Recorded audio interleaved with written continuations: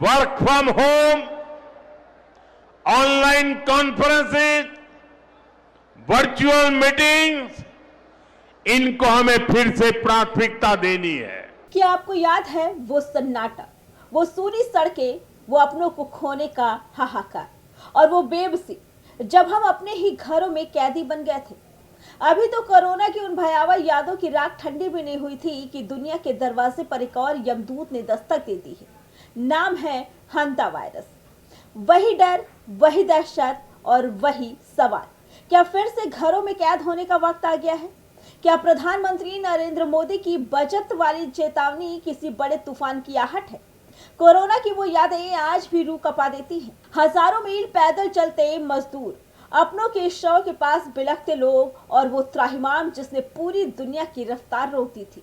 उस वक्त प्रधानमंत्री नरेंद्र मोदी ने कहा था, परिस्थितियां कठिन हैं, संयम से काम ले। साथियों, सारे सुझावों को ध्यान में रखते हुए ये तय किया गया है कि भारत में लॉकडाउन को अब 3 मई तक और बढ़ाना पड़ेगा।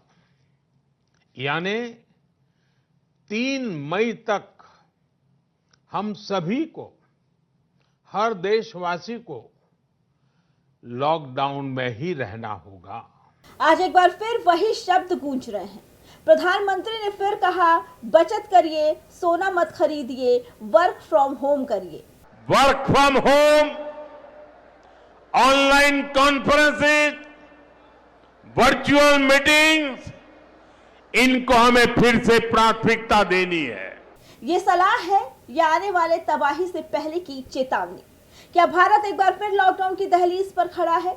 इस बार दुश्मन इंसान नहीं, बल्कि आपके घर के कोनों में छिपा वो जानवर है जिसे हम अक्सर नजरअंदाज कर देते हैं। जी हाँ, हंता वायरस ये कोरोना से भी ज्यादा शातिर और जानलेवा है। ये वायरस संक्रमित चूहों की लार, उनके मल और पेशाब से फैलता है। अगर आपने रात भर किचन में खाना खुला छोड़ा या घर के स्टोर रूम की गंदगी को साफ नहीं किया तो समझ लीजिए आपने मौत को दावत दे दी है। विशेषज्ञों की माने तो इसकी मार कोरोना से भी ज्यादा घातक हो सकती है, क्योंकि ये सीधे आपके फेफड़ों पर हमला करता है और सांसों की डोर काट देता है।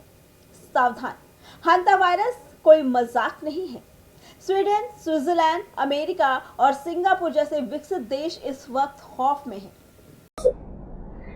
भारत में इसके फैलने के चांसेस कम है, क्योंकि अभी तक कोई केसेस हमारे सामने नहीं आए हैं। अवेयरनेस, साफ सफाई, चूहों को आसपास नहीं पनपने देना, ये सब तरीकों से हम अपने आप को सुरक्षित रख सकते हैं। क्या सर ये वायरस इंसान से इंसान में फैलता है? देखिए, जो इसका जो कॉमन रूट ऑफ ट्रांसमिशन है, वो रोडेंट्स के, जो भी इन्फेक्टेड रोडेंट्स होते हैं उनके जो एक्सक्रीटा होते हैं, चाहे उनका यूरिन हो, सलाइवा हो, फीकल मटेरियल हो, वैसे कॉन्टेमिनेटेड जो सामान है उनके थ्रू ये फैलता है। ह्यूमन टू ह्यूमन ट्रांसमिशन काफ़ी रेयर है और ये कॉमन मोड ऑफ ट्रांसमिशन नहीं है। क्या सबसे डरावनी बात जानते हैं क्या है? इसकी कोई पक्की वैक्सीन नहीं है, ना कोई विशेष दवा, ना कोई जादुई इलाज। शुरुआती लक्षण मामूली बुखार जैसे लगेंगे, सिर दर्द, बदन दर्द, थकान, लेकिन जब तक आप संभलेंगे ये फेफड़ों को छलनी कर चुका होगा। लोग पूछ रहे हैं, क्या सच में लॉकडाउन लगेगा? सरकारी एजेंसियां फिलहाल सतर्क रहने को कह रही हैं, लेकिन जिस तरह से प्रधानमंत्री बचत और संयम की बात कर रहे हैं, उसने हर भारतीय के जहन में एक डर पैदा कर दिया है। क्या अर्थव्यवस्था फिर से थमने वाली है?